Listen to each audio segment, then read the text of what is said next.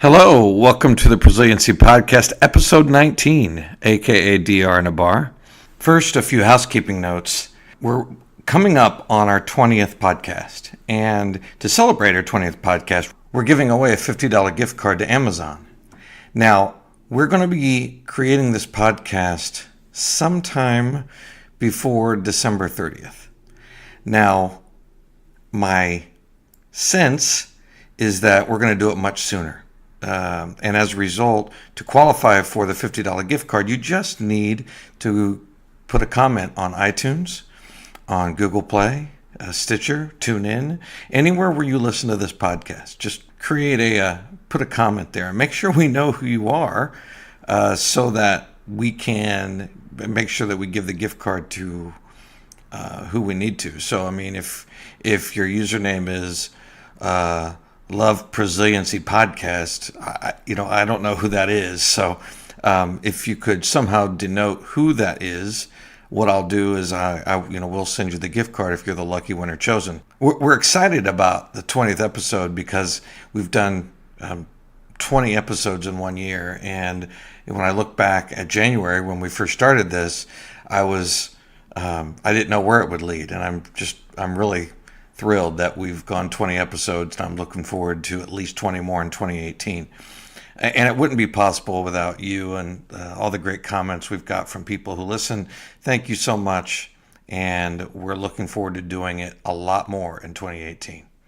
But now, so in my daily role, I travel a lot, and one of the issues Eddie and I have with this podcast is always coordinating with each other, because Eddie travels a lot too.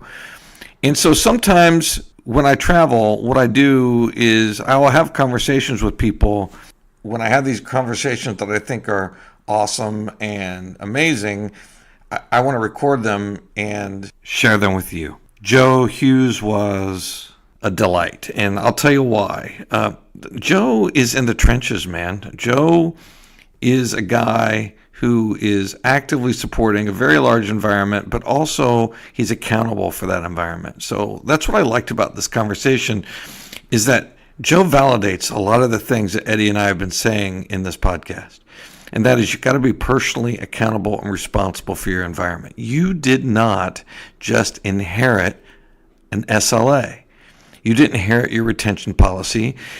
That is your retention policy now. That's your SLA. And as a result, you have to be responsible for making it better.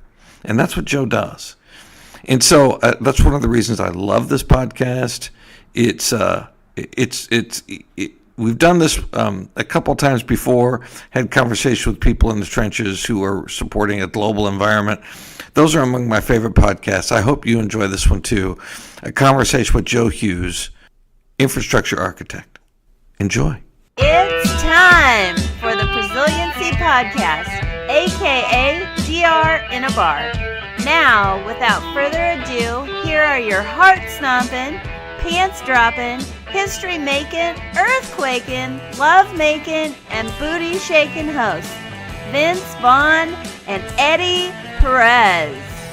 All right, welcome to the Resiliency Podcast, aka DR in a Bar. My name is Vince Vaughn. Eddie Perez is on assignment today, but today we're in Austin, Texas, and I'm joined by Joe Houghes. Say hello, Joe. Yeehaw! Howdy, y'all. So what we're doing is that we're having kind of a special guest today. We want to talk to someone who actually who literally in his day-to-day protects a very large environment, and has basically, if something doesn't work right from a disaster perspective, he loses sleep at night. So, I mean, because it's really, Joe, I mean, it's your ass on the line if something happens, right? Yes, it is. So, did you grow up here in Austin? Yeah, I'm actually a native Austinite. I was originally... That's like rare, right? Yes, yeah. People look at me like, in the wild, they're like, oh my God, really? You are? I was born in Austin. My parents moved away. My dad was United States Air Force, so we moved away when I was a few months old. But I've been back here since I was 8, minus a few years that I spent in the Air Force being gone. But yeah, I was a native South Austinite, graduated from Bowie High School. Bowie High School, very good. Jim Bowie, I like it. So, you like wife and kids? Yeah, I got a wife, 2 kids. I got a 4-year-old and a 1-year-old sitting at home right now. Nice. Yeah. So what is When Dad gets home, what are they begging you to do? When Dad gets home, my 4-year-old always wants me to just like listen to everything that happened in his day, whether it was, we went to McDonald's and went to the play place or ran through the drive-thru and I got a toy. Yeah. I got a new book. I saw a new video online on PBS Kids or something. And then, my 1-year-old just wants me to play with him nonstop, just, high fives and butt slaps all over the place with that one. Yeah. And, then it's pretty much a 3-way lightsaber battle with all of them. We have a tradition here on the Resiliency Podcast where we actually like to drink beer first. Absolutely. I think, it actually helps everything, right? So, Joe, why don't you tell people where we're at? So we are in the Llano room upstairs at the Llano Club downtown in Austin, Texas. The Llano room Llano room in downtown Austin, Texas. And so what's do you know any background about this place? I do not. I've heard it's been here for quite a long time. Basically just a really nice dive bar. Plus they serve Cooper's barbecue, so hard to go wrong with that. Very good, very good. Yeah, man, this is a really cool place. It's on Congress. It just got a really cool feel to it here, man. It's just like, it's really honestly like every other place in Austin. I mean, old school saloon. It is. It's like a old style saloon, man. It's pretty cool. Oh yeah. So we're gonna be drinking some beer here. So Joe, what are you drinking there? So I am drinking the infamous IPA. First time I've ever had it, but it sounds good. The infamous IPA, and I'm doing the Independence Austin Amber. Yeah, the Independence. Thank you. I'm doing the Independence Austin Amber. Very good. Thank you, Joe. So why don't you go first? All right. What do you think? That's a little bit bitter. It's got quite a bite to it at the beginning. Kind of trails off into a pecan flavor, maybe? Okay, very good. You've been listening to the podcast. Yeah, That's good. I like it. Very good. So it trails into a pecan flavor. So, but a little bit bitter. So, we have a rating system here. Mm-hmm. Basically, it's 0's shit, and 10 is amazing. Yeah. Where would you place this beer? I'm going to say this is about a 5 1/4. 5.25. Yeah. I'd drink it if it's free. I'm not sure I would make it in the regular rotation. Yep. That's probably a good rating for that type of beer. So, Joe, I've actually been having a run of sorts with beer. Okay. Like, in the beginning when we started doing this, every beer I had, 7. Every beer I had sucked. And now, every beer I've had lately has been amazing. Yeah. It's really, really good. I had the best beer I had all year a few weeks ago, and it was over 9. I don't know. We'll see. I don't know anything about this brewery. Austin Amber's pretty good. Is it? We'll see. All right. Man, I like that beer. Yeah. I really like this beer. So the bitterness for this beer isn't high at all. No. It's really a delicious beer. And Eddie gives me shit about whether it's caramel or caramel, but there's definitely a caramel taste to this. I really do like this beer. This is another highly rated beer that I had this year. Is this so? You live here in Austin, Texas, right, Joe? Yes. So is this like a staple? Is this like the Bud Light for Austin beers? Not quite the Bud Light for Austin beers. That's going to depend on the camp you're in. There's a lot of folks that like the Real Ale Brewing Company with Fireman's 4. And there are others that prefer anything from Jester King, but Austin Amber is a pretty good contender up there. That's top 3 or 4. Awesome. Very good. Well, it certainly doesn't disappoint. I got to rate this pretty high. I'm going to go with 8.63. It's literally a very, very, very good beer. Oh, yeah. Very good, man. So, how are things going? Things are going good. Always busy. Yeah. So tell me what you're busy doing. So what's your role? So I'm titled as a network engineer, but honestly, I'm a full stack engineer working on the infrastructure at my company. I got hired on board as the UCS guy, and they just realized, hey, you happen to know storage, VMware, Windows, network, automation. Why don't you just fill in the gaps? So then I got pulled into backup because our backup platform was absolutely terrible. And I said, hey, I happen to know a product I've used for a few years. Yeah. So that's how I got Veeam in the door. I got it. So, tell me about your infrastructure. So how many hosts you have on site? How many off site? Do DR Yeah. data centers you have. Tell me, just give me a high level. So we got between the U.S. and the U.K. That's pretty much the divide on our environment. We've got 2 primary data centers on each side, and then we've got remote pods that are either in those data centers or in external offices, and we're running about 100 hosts between the UCS minis and the standalone boxes that we have remotely. And the virtualized portion of our environment is actually the smaller of our environment because we run a lot of bare metal compute running HPC. Wow. Yeah. So you've got all that running in both your data centers here in the U.S.? Yes. And are both those data centers got production workloads in them? Yes. Yeah, both our data centers here in the U.S. and in the U.K. have production workloads. The secondary side is obviously a little bit smaller of a footprint, but yeah, we've got some clustered services that run down there, just so if we did have a disaster event, some critical services would fail over automatically. So is your UK site the secondary site, or is that really? I mean, that's running production workloads, and it has a second site that it's running DR Correct. to. Yeah, we've got our US that's got a production site and a secondary site, and then UK that has a production site and a secondary. It's really another company that we acquired a few years back, and for the most part, they're running a standalone infrastructure that's just been married to the US side. Got it. So, what's your retention policy? So we have a differing retention policy. On one side of the fence, we have a forever retention policy, which is keeping Iron Mountain in business. And on the other side, we're keeping 6 months worth of data. Got it. So how about on-premise? You have any different type of, is it like 30 days on-premise? Or? No, it's all internal and it's all on-prem currently. We're keeping about 2 months on the primary site and then migrating everything to the secondary site for the rest of the retention. Got it. And then migrating off to tape for the next 18 years that we've got. Okay, so given that seems like a huge challenge. What comes to mind to me is that storage. Yeah.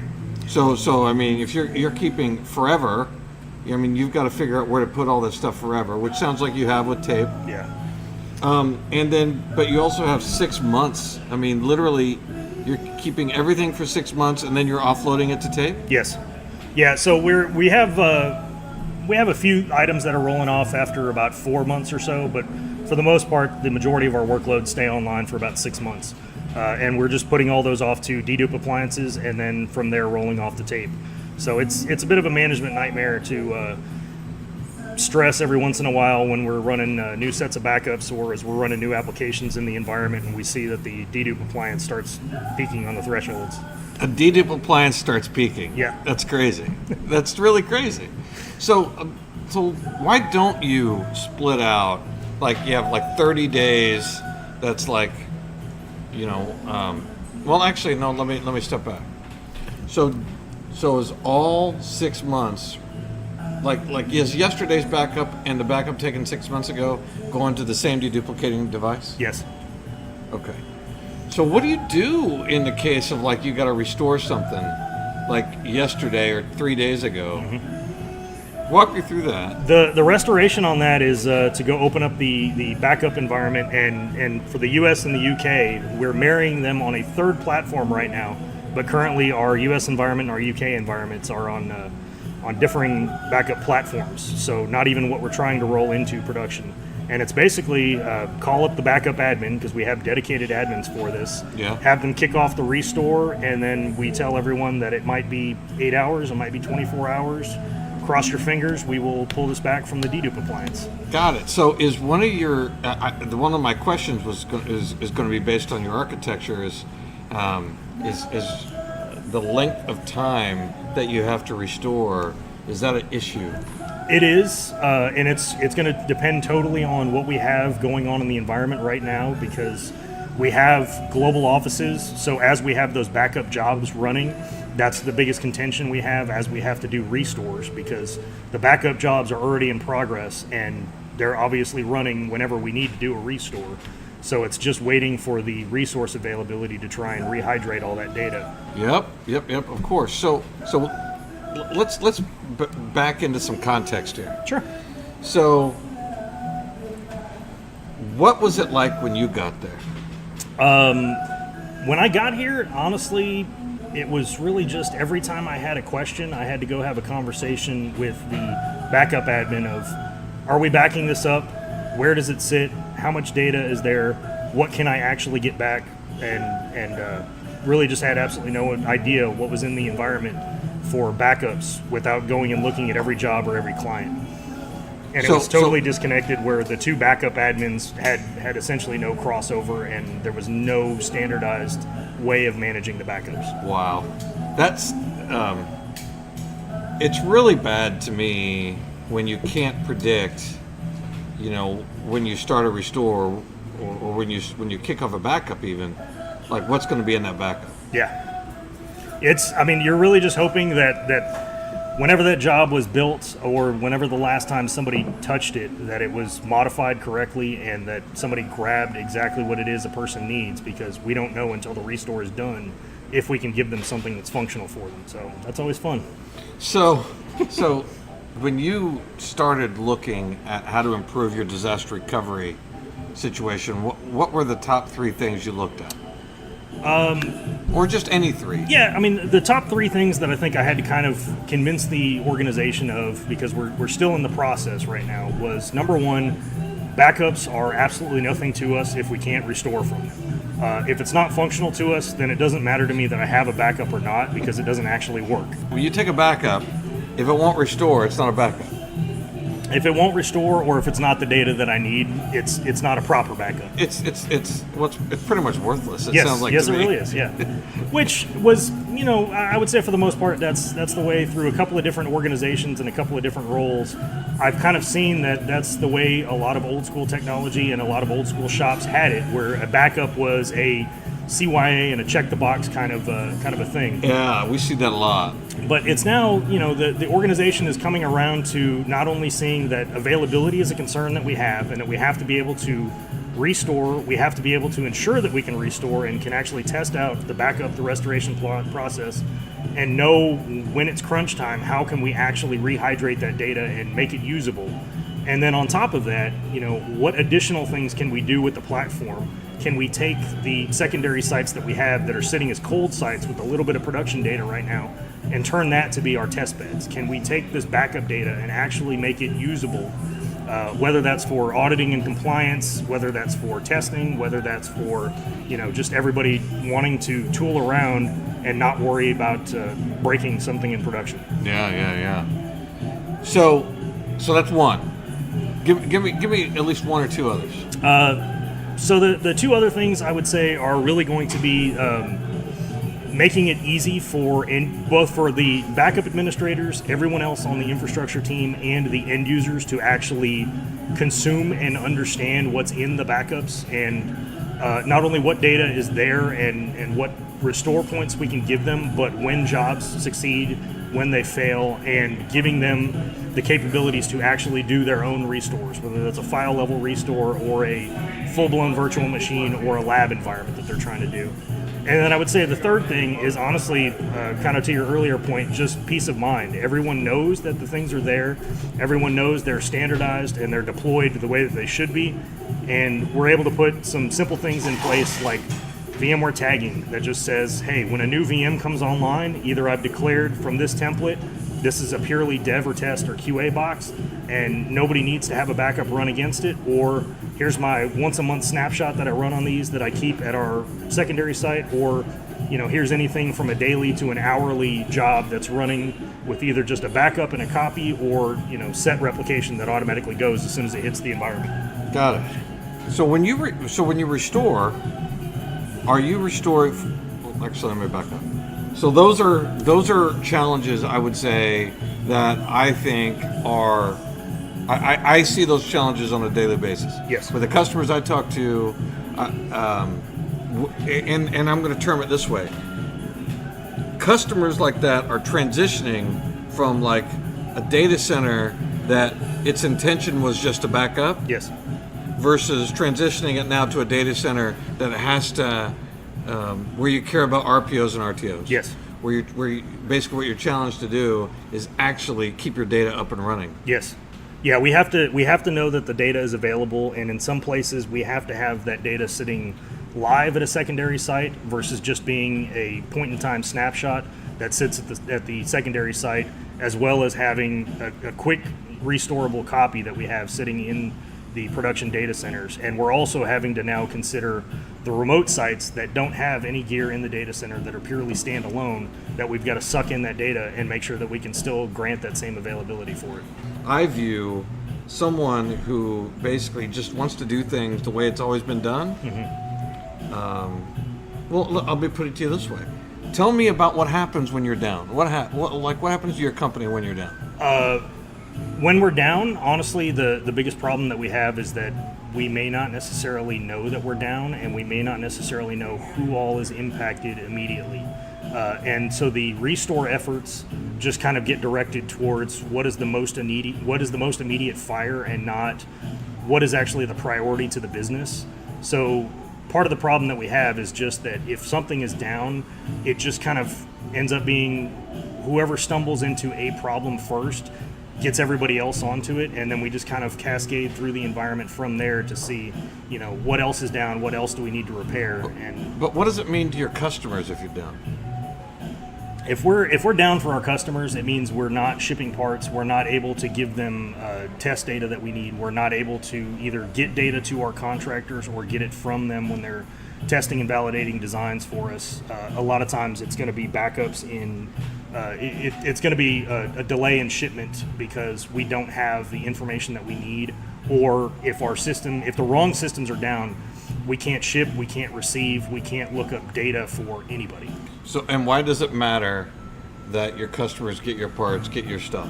If we miss our SLAs with our customers, there's a good chance that is going to be marked against us, and we are not going to win a future project with them. So the future of our business relies on the current and existing products and remaining stable and always available as much as possible to respond to any customer request or customer needs. Yeah, so it's jobs and money. Yes. Got it. So that's good. I mean, so that kind of sets the context for why we care. Right. Now, you've been working, I'm going to say, at cause to improve the disaster recovery architecture in your environment to reduce your RPOs and RTOs. Yes.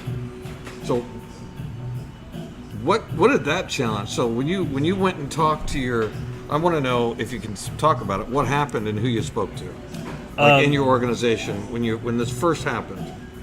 Yeah, so it's really just within my own team that we have the entire infrastructure that really sits under our control. It was talking to the backup administrator that we have here and the backup administrator that we have that sits on the other side of the house, and just comparing notes and trying to see what we do. And one half of the organization had a fairly established, pretty well documented plan of how we're doing backups and at least how we were doing copies of that data, not necessarily how we were doing restores. And the other organization that we acquired was actually doing regularly tested disaster recovery scenarios. But between the acquisition and the merger and everything that's gone on since, neither side has really put a whole lot of effort into disaster recovery and marrying those two systems to make sure that they stay up.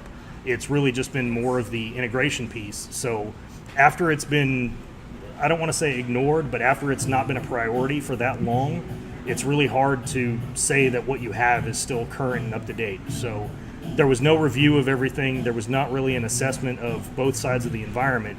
So it was really kind of going back and saying, okay, from scratch, if we had a disaster, what would we do right now? What could we actually recover? And obviously nobody off the top of their head has the disaster recovery plan memorized, but the fact that nobody really even knew where to start to get the other side of the house back up and running told me that, wow, we would really be hurting if we had a failure when it's, dark on the other side of the world, because we don't even know where to start. So a lot of it just came into, if we don't know how to do this within our team that owns and manages this environment, then we really need to go back and just reassess everything from scratch. And it kind of turned into the conversation of, what do we want this thing to look like?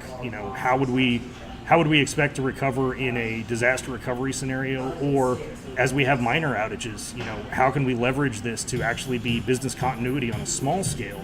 Because that's going to be much more of what we can actually do on a regular, ongoing basis for operations than a, maybe once every 3 to 5 year disaster event that would actually hit us. Got it. So it sounds like you kind of help them see reality. Yes. Yeah, it was really going back to, guys, if this happened, what would we do? What's our plan? How do we recover? How quickly can we recover? And, what gaps do we have in the plan right now that we need to go back and address? Let's say you're going to put on your consultant hat, and you're going to help people avoid some of the pitfalls that you had to go through. Yes. As you are transitioning from this old data center architecture to a more modern day architecture where you care about RPOs and RTOs. What are the things that you can advise people to look into? I would suggest that you figure out who are the primary business owners for what it is you're trying to do. If that's your team, if that's folks that are on a different team other than yours, or just other people inside of the organization, figure out who needs to actually own that process and that decision making, and then find champions in your organization. Find somebody you can help out. Find somebody that's been through a bad recovery or a disaster recovery event previously, even if it's been elsewhere in another organization. Just work with those people and try and help them to, build the business case with you, or convince the organization that there are even just better ways for things to be done. Not everything is the wrong way, but if there's a better way, then you've got to evaluate it and see if it's worth the time and resource to try and improve it. It's all small steps. Small steps still lead to success. So what I think you did that was awesome is that you basically took it upon, here's what I think you did was awesome. I think what you did was that you were basically not going to accept the status quo. Correct. I don't have to go turn over the apple cart all by myself, but if I just say, I think things can be better, and I slowly work on it and get everybody else in agreement, whether it's, minor agreement or violent agreement on it, then really it's making the entire organization think that there is a need for the change, and that will get the resources behind it. Well, also, what you did is that you had, again, you basically threw reality at them. Yes. It's one thing to just kind of do what you've always done, but if you have the ability to help people see, this is what doing what we've always done is going to get us. Yes. If this happens. Yeah, Are you happy with that? You've just got to take an honest assessment of it, and guys, this is what we have and this is what we're lacking, and if we're okay with what we have, then great, project's done. But if we're not, then how do we get there and define what it is you're trying to do? Yeah, so what you're doing, it sounds like you still have.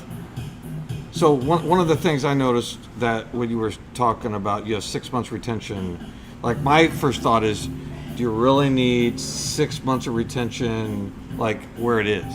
Can you get by with like 30 days and then offload like 2 to 6 months somewhere else on a deduplicating device? Yes. And then move everything off 6 months to tape? Right. Yeah, that's what we're trying to do, is define the tiering, and we're actually starting to go back through and classify, especially now that it's requiring a lot of effort to do these motions and to actually get everything in place, and it's requiring additional dollars for licensing or for hardware. Now it's a lot easier to ask people the question, do you really need this data for 6 months? Or if you do need this data for 6 months, do I really need to be able to restore it even in 8 hours, 24 hours? Absolutely. Can I give it back to you in a week? Is that okay? Is this for compliance or auditing, or is this for some reason somebody needs this data right now, but it's got to be 6 months old? Like a restore from yesterday, you might need that, in minutes. Right. Or a restore from 6 months ago, you might not need for a week. Right. Yeah, somebody's got to be able to define that, and if they say that we have that need, they've got to be able to justify the spend and the resources and the dollars to make that happen. Well, this was an awesome conversation, Joe. This is really, really good, man. What I really liked about what you're doing is that you have.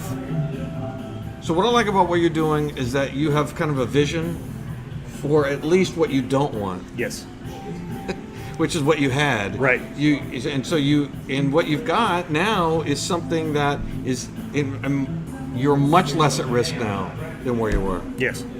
That's the goal, is for everyone to be able to sleep at night being confident that we can restore what we need. We've actually defined what that is, and we've put those resources in place to make that available. And we know we're good enough with that. If we want to push it past that, then we can also get everyone to actually chip in and basically kind of put in a voting system that says, okay, this is the next thing we need to focus on, and we can improve the environment and we can document it. And now as we make incremental steps, we can get more and more people behind us in the organization. That's good stuff, man. Thank you very much for the conversation, man. I thought this was good. Did you like it? Yeah. Was it good? Yeah. I liked it too. Very good.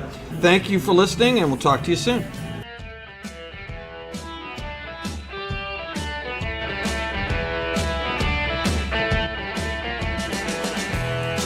This has been a Passage Digital presentation.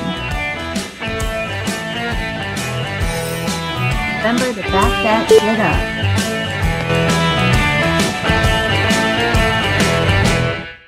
If you like this podcast, there are plenty of ways you can support it. First, you may friend us on LinkedIn. Our profile links are in the show notes, or you may share it on other forms of social media or discuss it on your own blog or podcast. Second, we view this as your show, so contact us and ask us for a question we can use, or simply let us know how you feel, good or bad, on how we can improve it. Third, rate us in the app stores and leave us reviews. If you hate us, feel free to 1-star that shit. But remember, 5 stars give you total consciousness on your deathbed, so you have that going for you, which is nice. And lastly, please visit us on the web at prosiliency.com, prosiliency.com.